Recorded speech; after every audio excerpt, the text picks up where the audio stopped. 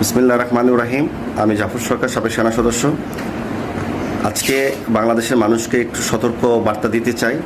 আপনারা সবাই প্রস্তুত থাকুন, কারণ বাংলাদেশের যে কোনো মুহূর্তে একটি ঘটনা ঘটে যেতে পারে। কারণ বাংলাদেশে কে বিশ্বাসঘাতক আর দেশপ্রেমিককে এটা এখন বোঝা মুশকিল। আমরা যাদেরকে দেশপ্রেমিক মনে করেছিলাম তারাও এখন কালসাপে রূপান্তরী হচ্ছে, যে কোনো মুহূর্তে ছুবল দিতে পারে কোনো একটি খারাপ ব্যক্তিকে প্রতিষ্ঠিত করার জন্য। আর তাছাড়াও আপনারা সবই জানেন আমি কি কথা বলতে চাচ্ছি।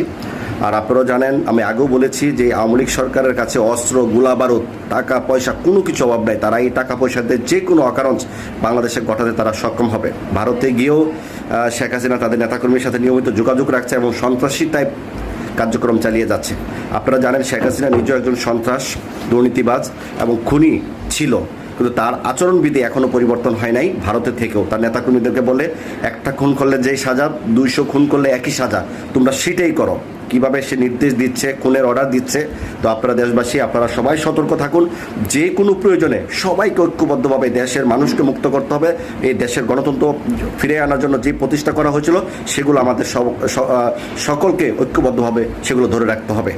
যত বাহিনী থাকুক, যত কিছুই থাকুক, যত উপরে চাপ থাকুক, যত আমাদের বিপক্ষে আসুক, আওয়ামী লীগ সরকারের রাজনীতি করার এখতিয়ার যেন বাংলার মানুষ না দেয়। ধন্যবাদ সবাই।